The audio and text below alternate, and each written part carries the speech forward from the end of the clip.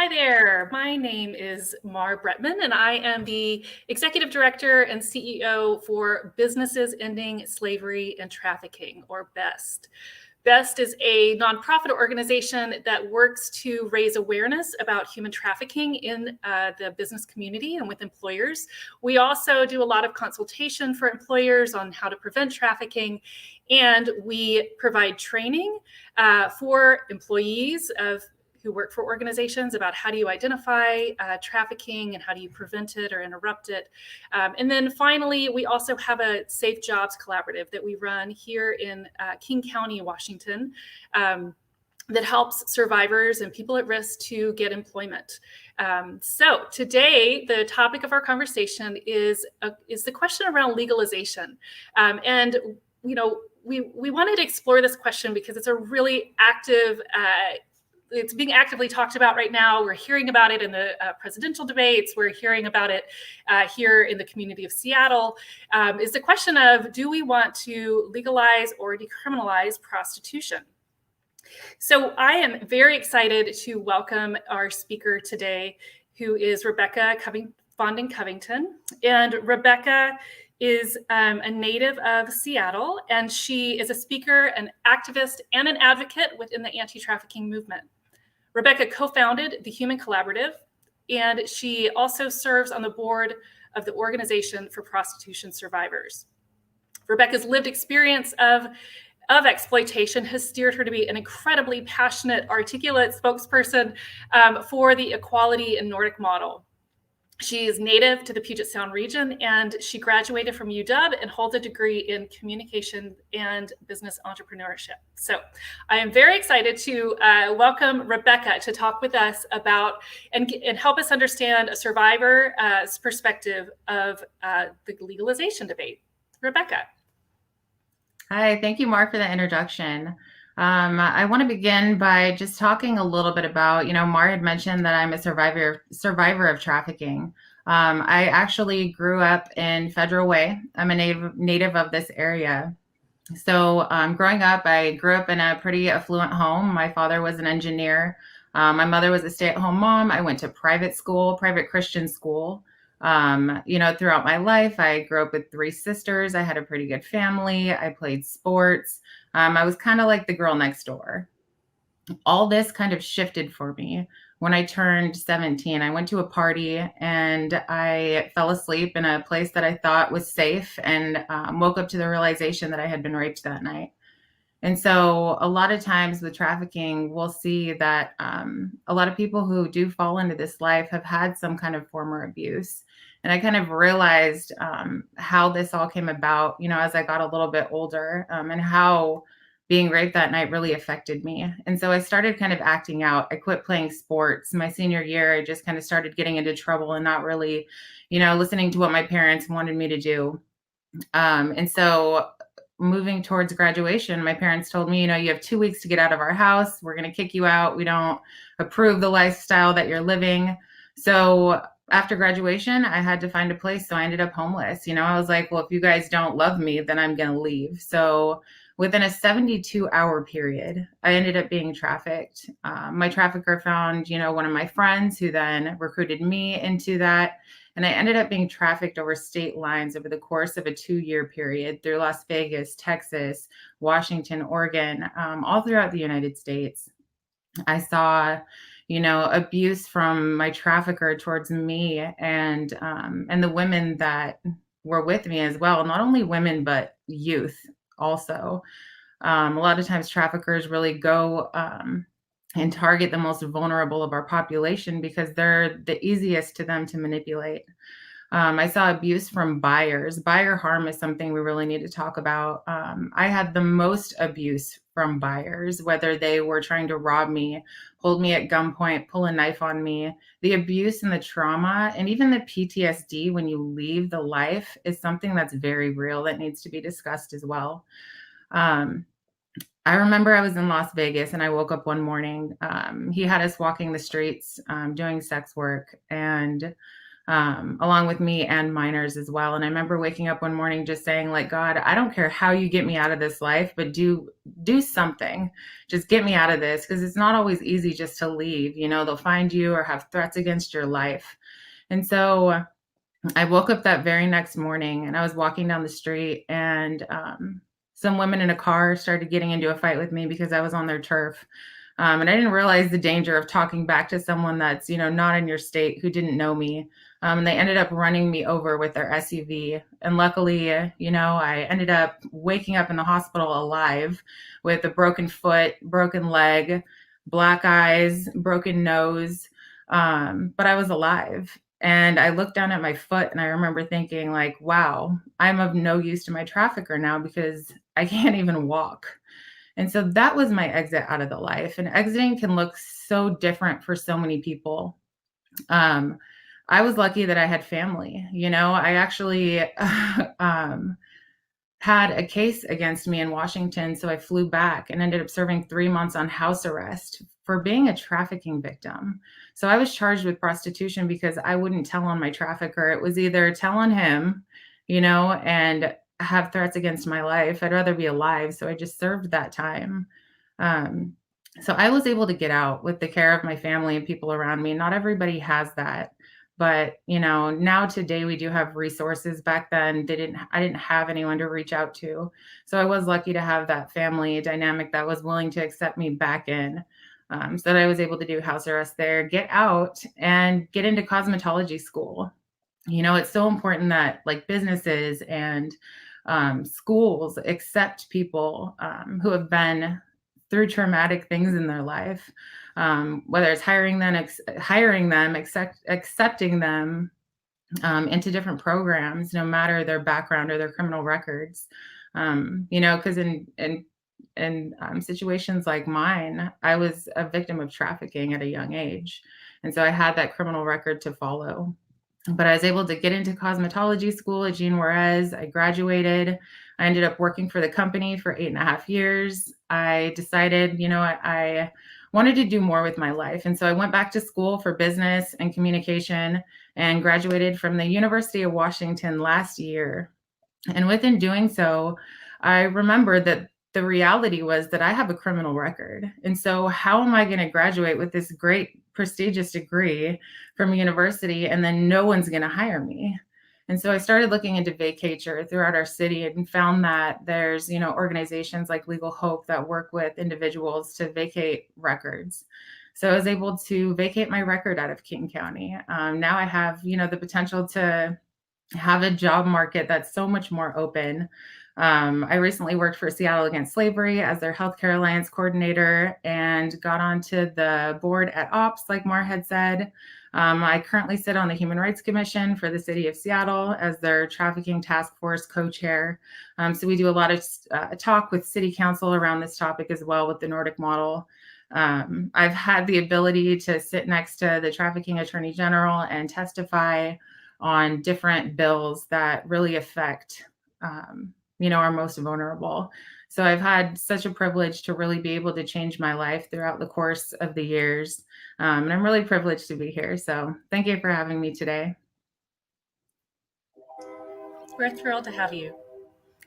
Good. So why don't we go ahead and launch into the presentation that Rebekah has planned for us, and then we're going to open up for some Q&A. I have a couple questions for Rebekah myself that we'll talk about first, but please go ahead and be sending us your questions, and I'll be looking through those as Rebekah is giving her presentation. So thank you, Rebekah. Thank you. All right. So we can go on to the next screen. So I spoke a little bit about myself, so we'll hop on to the next one. Okay, so, we're having this discussion about the Nordic model and decriminalization, but I first want to step into, for those who don't know, like, what is human trafficking? We've all seen what it is on the movies and different things, and it's so much more than that. It's actually happening in our community. I have conversations with people so often that say, is this really happening right here in Seattle or here in Bellevue or, in Skyway in our communities and affecting children, really? And the reality is, yes, it is. And it's very prevalent within our city. So I just want to walk you through kind of what trafficking is. It's a public health issue that affects all individuals from all walks of life. It's a form of modern day slavery, and it's the second largest criminal industry in the world after drugs, along with drugs and arms dealing. Because you can sell a human over and over and over again, but you can only sell a drug and a gun one time. So this is why we see such a big business within this work, if you want to call it. But the federal government first defined human trafficking in the TVPA Act of 2000, and they defined it as the use of force, fraud, or coercion to make an individual work in any industry. And so what they did is they broke this down under two umbrellas. So there's labor trafficking and sex trafficking. So labor trafficking are adults and children compelled to work by force, fraud, or coercion. So below I have some things listed, kind of the meanings of that, what that could be, being manipulated or forced, whether that's physical force, manipulation into the labor industry. And then we have sex trafficking, which are adults involved in commercial sex, commercial sex is the sale of anything, of value. So that could be for sex, for a candy bar, for money, for clothing, for housing, for drugs, anything along those lines, as a result of force, fraud, or coercion, or minors exploited for commercial sex. So force, fraud, or coercion does not need to be present for minors under the age of 17. And Washington State currently follows the AMP model. So this is an easy way to kind of break it down and just understand all this verbiage of, legal jargon. So if someone induces, recruits, harbors, transports, provides, or obtains a person by the means of force, fraud, or coercion for the purpose of commercial sex, for sex trafficking, or labor services, then they are by law, going to be charged as a trafficker.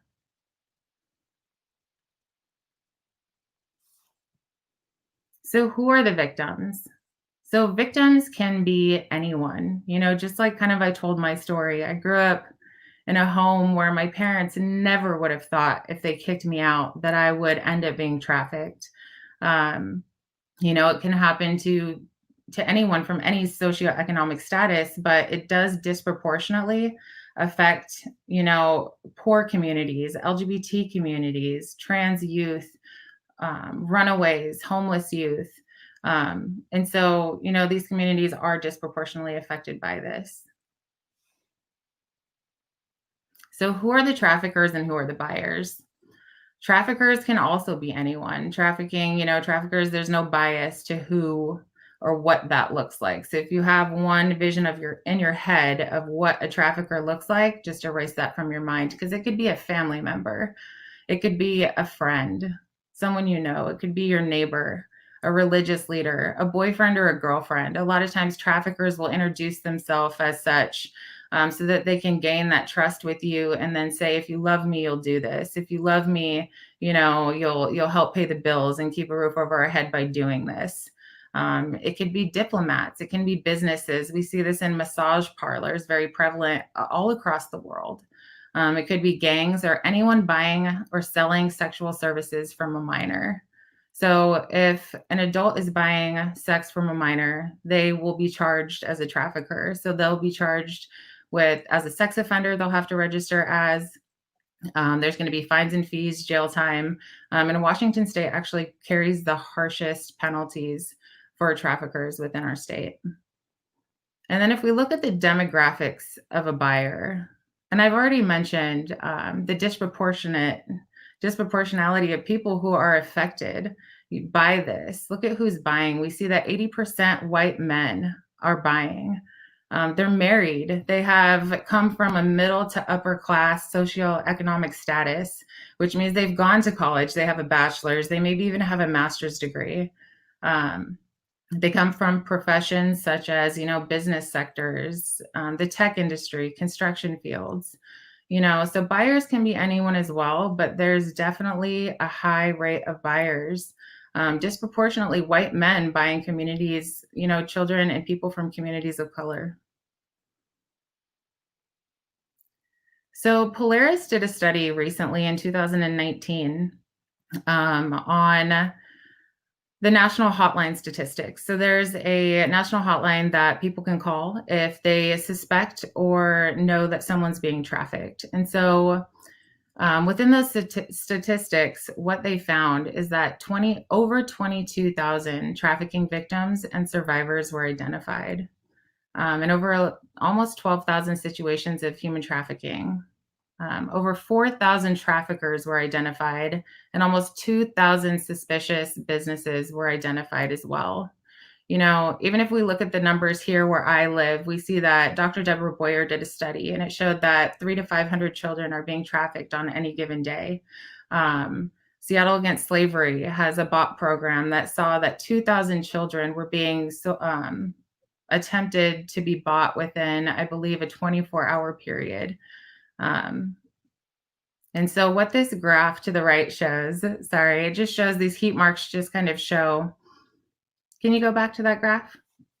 Sorry. So the heat marks on this map kind of show the East Coast and the West Coast have high disproportions of trafficking situations. And a lot of these reasons, I know that I can speak for our area. We're a port city.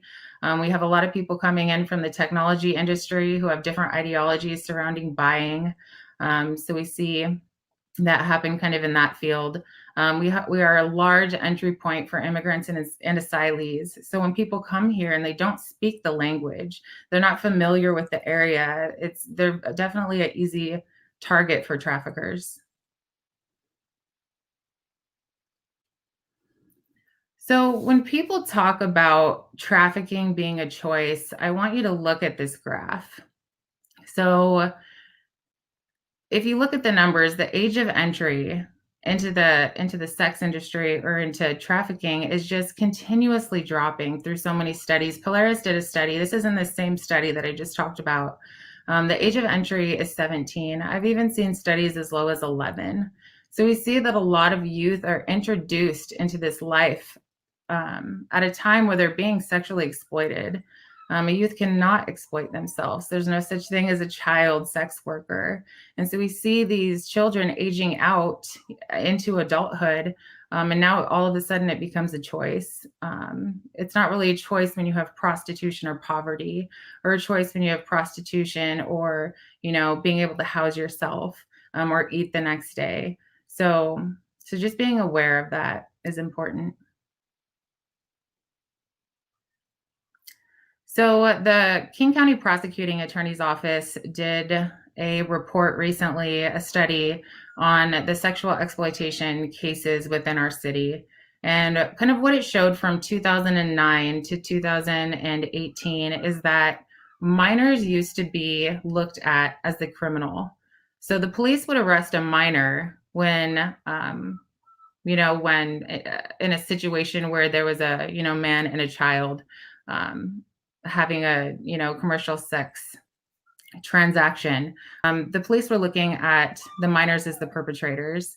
And so once the Nordic model kind of got implemented, and once the CSAM law actually started being followed, which says, a minor is a victim of trafficking, you cannot have that commercial sex act between a minor. We see that in 2014, 2015 until now, there's been no minors arrested for, others exploiting them, which is a good step in the right direction. So what do we do about all of this? Do we decriminalize sex work and just make it a free-for-all? Can we regulate it? What do we do? What's the best we can do for our communities? Everyone asks this question, and it's very nuanced. It's multi-layered. There's no one answer, like just decriminalize it all, and all the problems will be solved and everything will be okay. And that's not true at all. If you look into what's happening, and you look at buyer harm being a reality, you look at the trauma that's caused from this work, you look at the young age that people are introduced into this work. And so, Val Ritchie introduced the Nordic model into Washington. It has been something that our police have kind of been a model that they have been following throughout the years. And so what this model says is that we should decriminalize those who are prostituted. So we're going to stop arresting the women because we know that typically these women are, trafficking victims. And do people really choose this life, or are they having to do this for survival sex or other means to meet their basic needs? So we need to stop criminalizing the people being sold. This model provides support services for them to exit. So there's many on-ramps into this.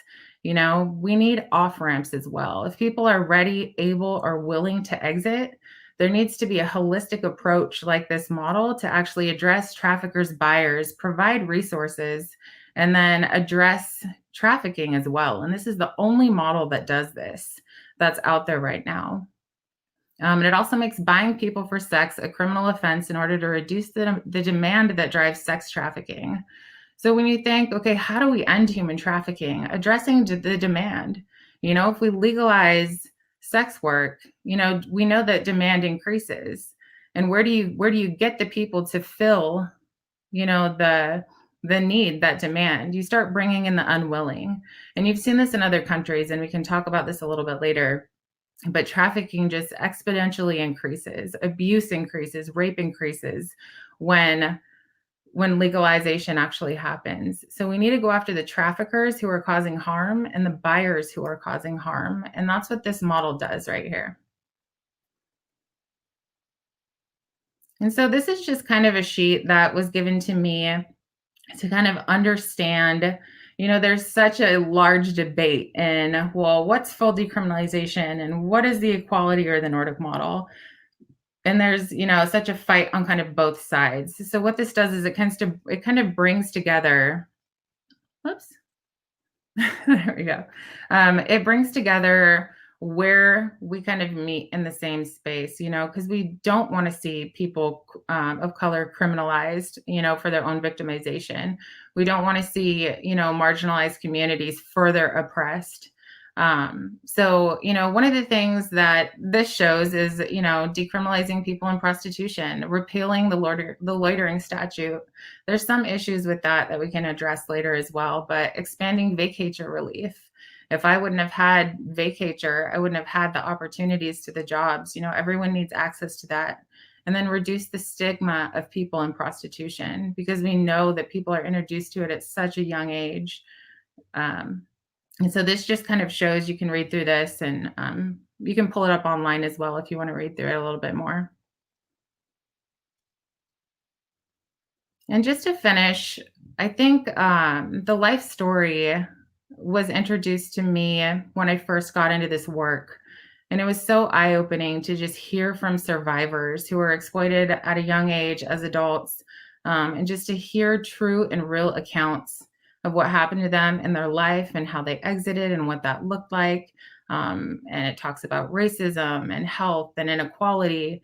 And this is such a great resource for anyone who really wants to understand. It's great to hear experiences. Numbers and data are important as well. But hearing real, true accounts are really important. So I believe that is my last slide. So I'll hand it back over to you. Yeah, thank you so much, Rebekah. That was, I really appreciate you giving us an overview of how the issue worked. And then the topic of our conversation today, which is around the legalization debate. So I wonder if we could go back to that slide, the equality model slide that you showed just a minute ago. If somebody could pull that back up, would be fantastic. And while we're pulling it back up, I'm just going to ask you a quick question, which is, okay, so there's the debate is sort of, do we legalize or fully decriminalize, which are kind of would work very similarly, prostitution and everyone involved in prostitution, right? The pimps, the buyers, and the people who are prostituted. So that's one part of the question. And then, or one part of the debate.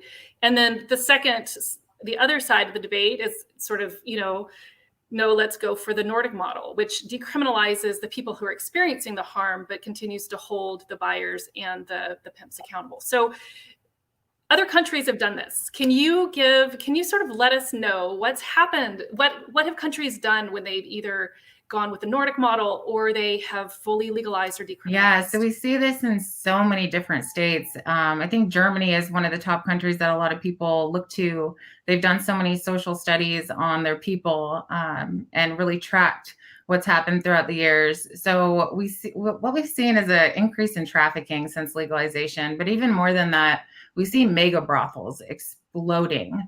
And with those mega brothels, so many people are coming in from around the world to buy people at these brothels.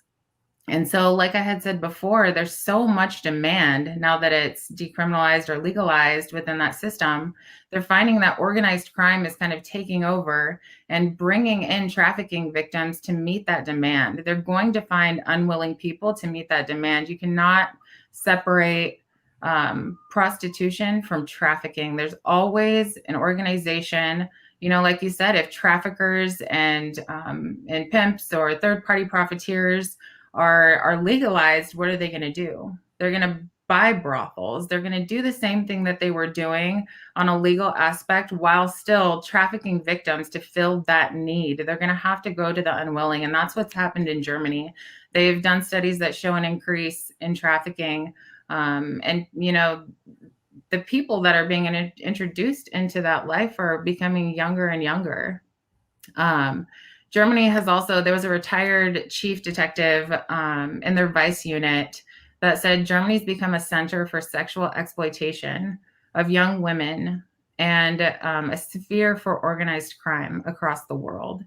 So, this is what someone in the vice unit has seen. And there's many studies that people can look up as well on Germany that have just shown that it hasn't worked. If you look at Rhode Island, you see that in 2003, they did decriminalize and they saw the negative effects that it had in their society. And same thing, they saw trafficking increasing in younger and younger people and being introduced into this work. So they recriminalized it in 2009, realizing that that wasn't the way to go. If you look at Amsterdam, they started with regulations and they realized that those regulations were not being met. So they had to pull, they had to kind of put harsher restrictions on what they had, like openly kind of deregulated. It was becoming increasingly unsafe for the people working in these brothels and these facilities. And a lot of the legal sex bars, they had to end up closing due to organized crime and trafficking just running rampant throughout the city. Yeah, you mentioned Val Ritchie a minute ago, and I had a chat with him about 2 weeks ago. He's now over in Austria, and he's working for an organization related to the UN that does security efforts around the world, and he's working on this issue over there. And I was asking him what have been some of the impacts that you've seen, and he said, of fully decriminalizing or fully legalizing, he said, law enforcement can't investigate these cases anymore, right? It makes it almost impossible for law enforcement to start or investigate a trafficking case because there's no, the only reason they would is if a trafficking victim comes running and saying I need help, I'm being trafficked. And that's just not how this works, right? Trafficking victims don't just run up to law enforcement and ask for help. But law enforcement can't do the cases in places where it's legalized because people aren't engaged in illegal activity, right? So they can't, there's no sort of cause, there's no reason to be able to investigate. So, folks who have questions, we would love for you to throw your questions into the comments and let us know what your questions are. But I have another question for you, which is very local. It's a very local question. I know we have a national, international audience here, but City of Seattle is a place where we are having this conversation actively. And I wanted to get your opinion on, do you think that the City of Seattle is close to moving towards a full decriminalization or legalization of the sex trade? I think the council members of the City of Seattle have spoken, and they have said that they support decriminalization. And I think one of the reasons is that they don't fully understand what they're supporting. What is full decriminalization and what is partial decriminalization? And, what harms are you going to cause to our most marginalized without an exit or an off-ramp to this? And so we've had things like, the loitering law was recently repealed. And this was great on so many levels for a lot of people. And when you look at that law, you see that it says also procurers were criminalized under that law. So what's a procurer? That's someone who, when you're talking about trafficking, is either a trafficker or a buyer driving around, whether they're driving around the neighborhood or they're hanging out at the homeless shelters or at the bus stops or at the mall where they know that they can find youth. They're now legally allowed to loiter. So just hang out for hours and not leave an area, which is dangerous when that's decriminalized. So yeah, throw out a law that harms, some people, but also remember that we need to keep that illegal too. People shouldn't be allowed to pray and just wait and sit and, reach out to our youth and our people who are experiencing, hard times in their life. Let's see. I spoke to also council member Zahile recently, and he had recently tweeted decriminalize sex work. And I just said, what do you mean by that? Like, where do you stand with that? And I was able to talk to him a little bit about it and just educate him. He believes that people, that the women shouldn't be criminalized. And I was able to explain to him about what buyer harm was and about the Nordic model and how there is a better way for our communities. He represents the communities in Skyway. And so when you're talking about the only option, being prostitution or, not being able to, pay for a roof over your head, or prostitution or poverty, or prostitution or abuse, and these are your only options, just because something makes money doesn't mean we need to legalize it and make money off of it. There's a better way. It's providing, there's the dog. It's providing resources to our communities. We need to make sure that people have access to education, that they have access to schooling, that they have access to counseling, food, shelter, all of these things that are so needed. We see that even with COVID right now. And the spikes and everything that's happening with our most marginalized as well. And so I've definitely had the opportunity to talk to some of our people in power about this and just getting them to understand that there's so much harm associated with this as well. I do think, we also saw this in New York where the bill was introduced and immediately shelved. We had 17 hours of testimony from people in sex work and also people, who were trafficking survivors. And after hearing that, they immediately pulled that. And I think for me, I know that a lot of this is we need to talk more about the harms and the, education to I believe that we can do better for people, our trans youth and our LGBTQ youth. We need more resources for them. Resources need to be allocated to, these communities who are really experiencing these things so that this isn't their best option. And when they think this is their best option, that it's like, what are their choices? And I think that's where we see city council moving towards, because this is the group of people that are advocating for it. They're experiencing it. And it's the real thing. And we need to make sure those resources are there. We really need to turn towards this model. Right. So, and I was listening in on the debate around the loitering law, which Rebekah, you testified on that call, gave a fantastic testimony, but the testimonies were really overrun with people who did want to legalize, and decriminalize all forms of the sex trade, and including buyers and pimps.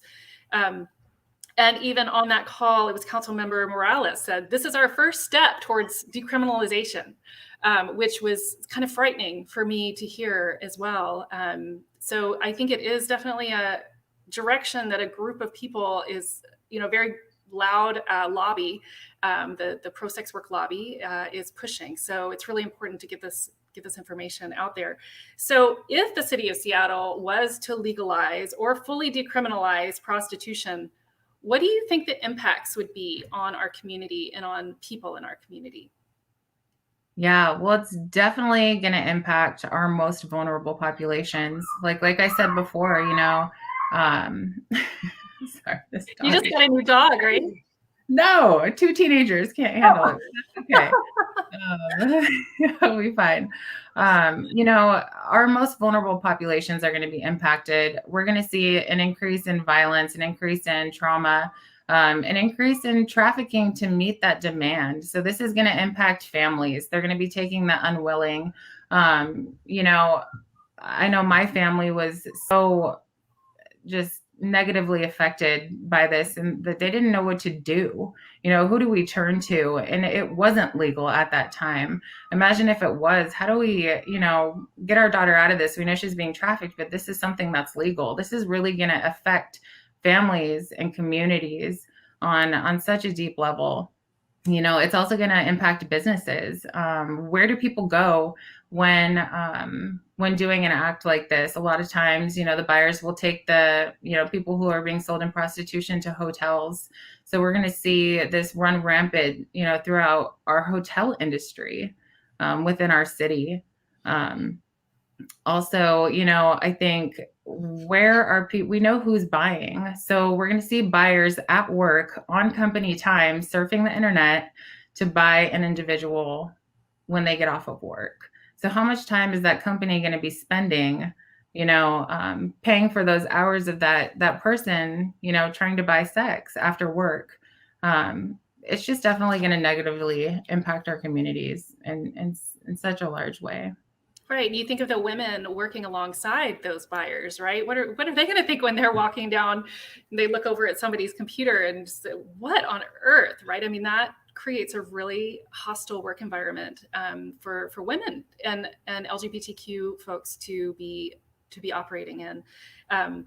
Yeah, and as I've been thinking about this and the impacts, I mean, it'd be hard to imagine, but Seattle would become kind of like Vegas, right? It would become a sex tourism destination city within the U.S.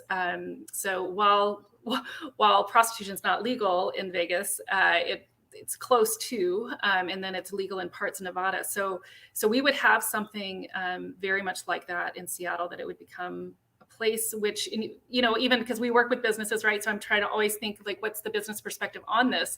I don't know who would want to bring their kids to live in a place, you know, raise your children in a sex tourism city where your kids may be recruited or trafficked, or where they may have friends who are involved and harmed in the industry. It doesn't seem like it's a good choice for our community to go that direction, legalizing buyers or legalizing pimps. So there's some questions here. So I'm going to stop talking and I'll raise a question. Thank you so much for the audience for asking some questions. So what is one thing that the audience could do? Like, what if you could ask this audience to do anything, what would you ask them to do? Well, I think the biggest thing right now, because especially with COVID-19 just affecting communities, you know, trafficking has increased. We see our children on the internet more, so they're more vulnerable to traffickers.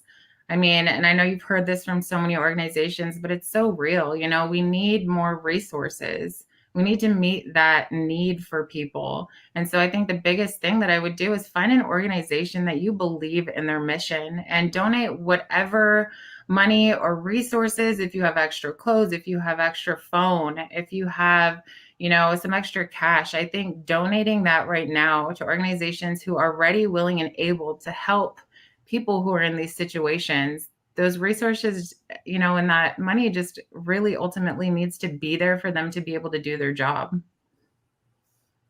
Yeah, and that, yes, donate, please. And I'll add one more thing there. If you want to do anything on the political front, is let your council members, let your representatives hear your voice. So we're actually working with another survivor-led organization called IHTC, Innovations Human Trafficking Collaborative, on a Listen to Survivors awareness campaign on social media, which has you know, you can follow it on BEST, you could look at it on IHTC's social media, but it has calls for people to you know, contact your legislator. You know, this is what we need to tell them. Listen to survivors. Make the voices of survivors heard, because the problem is that they're being drowned out by a very organized, well-funded campaign that wants to legalize pimping.